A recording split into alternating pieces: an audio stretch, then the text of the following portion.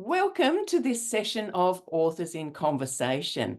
Today I'm talking to Jenny Netvatal, who has not only contributed to a very important book, it's called Stories from the Heart, and you will see several videos that I've recorded of my conversations with those wonderful authors because I think they're all very special people. But Jenny has also launched her own book. So tell us all about your author journey. My author journey started because my background is in early childhood teaching, and I'm also the parent of two children with a disability. So I have three children, two of them have quite a severe disability. And it was the frustration in my early childhood role of other educators not understanding how to approach parents, how to work with children with a disability. So I felt that I needed to write a book about that to support educators to learn how to approach parents, to have those hard conversations with parents, and how to make their service more accessible and more that parents would feel confident accessing that service. So I started to write that book, and it took a little while because it was probably a lot of like personal things as well. So that took a little while. And then I was given the opportunity to write a chapter for Stories from the Heart. And so I took a little break from my book to see, oh, well, this is a good test to see if I can actually do this. And yeah, and that went really well. And it was such a good opportunity to connect with other parents that have children with a disability, because I'm very connected with parents that have children on the autism spectrum, but not so much with parents that have children with other disabilities. So it was really good to build those connections up. So that was really good. And yeah, so that's how I got started. And it was really good to write my book, from those two perspectives. And I had a book launch last week, and it was at one of the childcare centres, early childhood centres, where I was previously the director. And we had a mix of early childhood educators and people from the disability sector, and had some really good questions that just, I guess, helped that discussion flow. And it was a really, really productive, really positive night. And I could see that there is definitely a need for my book, because you always sort of think, oh, am I just writing? And I always said, look, if nobody else reads it, at least I've written my bit, Oh, yeah. got my bit out. Mm. So it was really good to see that, yes, there is a need for this book, and it is going to help families Oh, and I educators. dare say. Mm. Yes, yes, indeed. And who was your target audience? I mean, kind of obvious, but maybe not. Yeah, well, it was the early childhood educators, most definitely. And also thinking that there could, some parents may want to sort of read through it because they could suggest it to their early childhood service. Yes, yes. Um, And then when I sort of advertised the book launch, I had some people in the disability sector, some providers say, "Oh, great, I'll come along." And then I went, "Oh my goodness, I haven't written it for them. What am I going to say? How's it going to work?" And so that sort of gave me a whole new way of looking at it. And I thought, well, there are sections in it that they can relate to. And some of those providers have only just recently come into the disability sector, so passionate about what they do and so good at what they do, and they're just wanting to learn whatever they can. And yeah, some of those questions came from them, and it just helped that discussion. And yeah, it was really good. So initially, yes, certainly the early childhood educators, it certainly got that slant. But it is an opportunity for parents as well to read it or just recommend it Mm. to their services. And yeah, I guess any NDIS provide anybody in the disability sector that's wanting to maybe know how to approach parents, or have just those hard conversations that you Yes. sometimes need to have, especially if they're a new client or a new family that they're working with. Hmm. Until you get that really good rapport and know them well, it's hard to sometimes ask questions about, a child's disability, because it's Sure. always hard to talk Mm. about those things. So yeah, Hey, it's broadened out as it went, I guess. this is what can happen. Hey, it's fantastic. So I'd love to be able to share some of that wisdom that you have. Mm. So I had sort of four, I guess, types of conversations. And one of those is just initially opening it up. So you might have a child that you're a bit concerned. There might be a delay in their speech, or there might be a combination of behavior problems. And so with that family, you might, at pickup time out in the playground or, in the room, you might just say, oh, look, I noticed he's been covering his ears a lot. Have you noticed that at home? Just to open the conversation. And depending on what you get from the family, they might go, oh, yeah, I did notice that. I might, make a doctor's appointment, see if they've got an ear infection. Others, they might just cut it down and go, oh, yeah, his cousin Joey does that all the time. It's not a problem. And obviously they're not open to anything. So, you just leave it at that because they know you're not going to push, so that maybe next time you say something, they might be a little bit more open. So you'll get all sorts of different responses. And then it just gradually goes to, the next time you'll have a bit more of an in-depth conversation.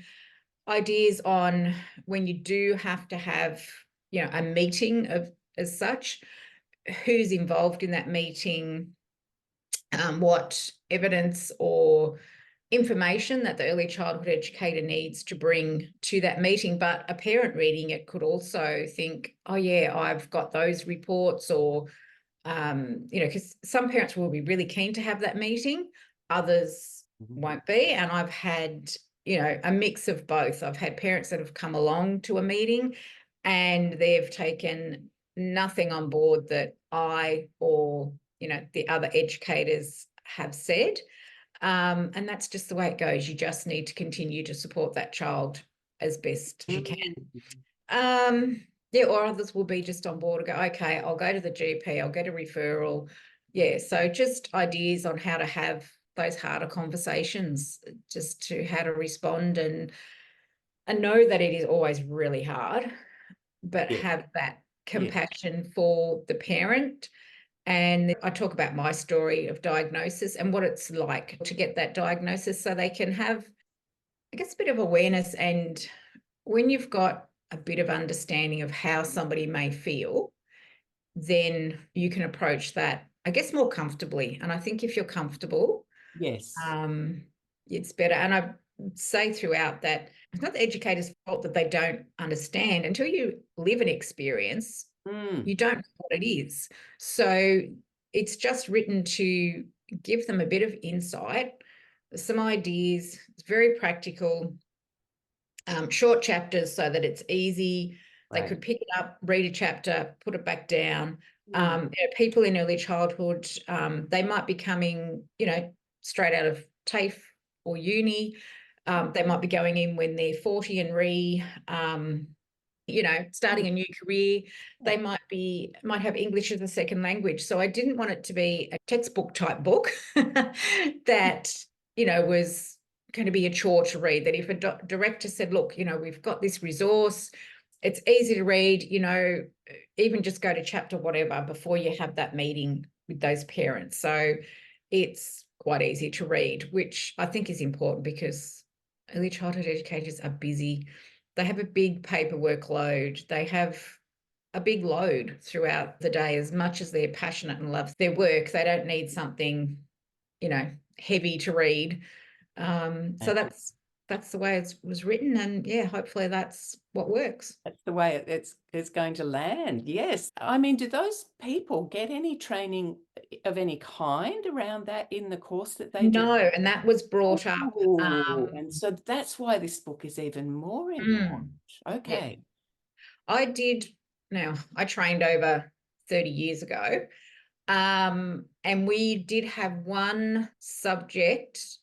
Yeah, but it was very broad. Yeah, yeah. That word special needs, yeah, that could be Yeah. a kid whose And parents have just divorced and, any number of yeah. things like that. And I've also worked at TAFE, teaching in early childhood, and yeah, there wasn't a subject Mm. specifically. So I used to give a lot of my personal experience, and students really like that, because if you don't have experience with a person with a disability, either in your family or, you know, your immediate circle, disability is certainly much more open now than, you know, my boys just turned 21 last year. They were diagnosed when they were 2 years and 3 months.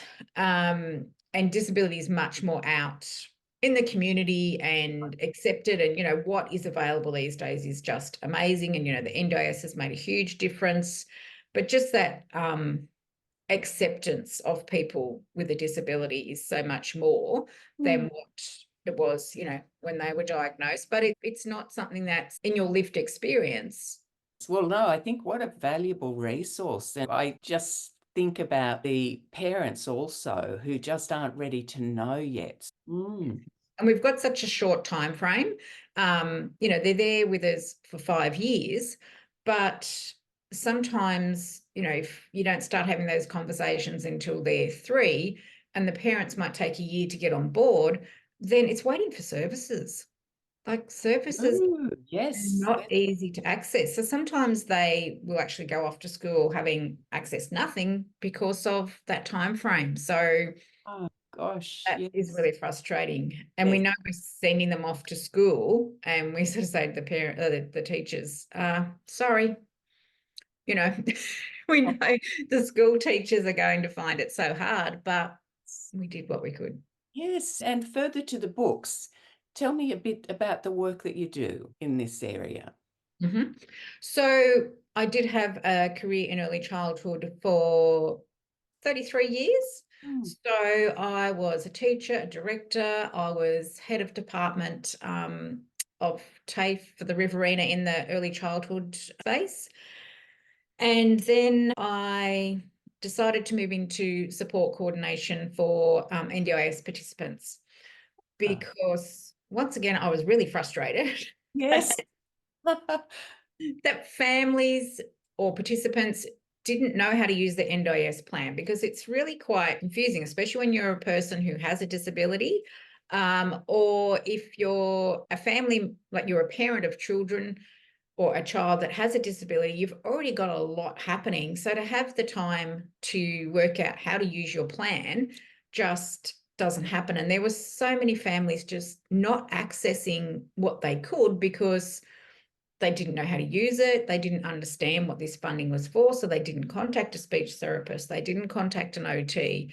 Mm. Also, waiting lists in Wagga. I mean, we're lucky that we're, you know, a large inland city. So we have a reasonable amount of services, but there are still waiting lists of 6 months, if not longer, for different services. So it's sometimes looking at how else they can access that funding to just get some sort of support and to link them to good services as well. So yeah, so that's what I'm doing at the moment, doing the support coordination. Also, the business that I wrote the book under is called Innovative Disability Solutions, and I also provide early childhood services so that we can talk about sensory regulation and how they can look at their rooms or their centre and see what's affecting children that might have sensory processing disorder in there, and yeah, and things like that. Right. This is a great space you've stepped into because you cover both bases. You know, you can see both sides of the story. Yes. And it sounds like there's really a big hole that you're filling up here. So that's Mm. fantastic. Now, what's the name of the book so that anyone watching this can then jump on, I guess, Amazon and grab it, or does it come directly from your website? Whatever. We'd love to know your Um, website too, so that people can jump on yeah, and really connect with you if they feel they need to. yeah. So the book is called Embracing Disability in Early Childhood. Nice. It Okay. is available on Amazon, but Yeah. yes, always happy for people to contact me. So the website is Innovative Disability Solutions, but Facebook and Instagram are Innovative Disability Solutions. Fantastic. Well, look, thank you so much for sharing this, and thank you also for writing that book.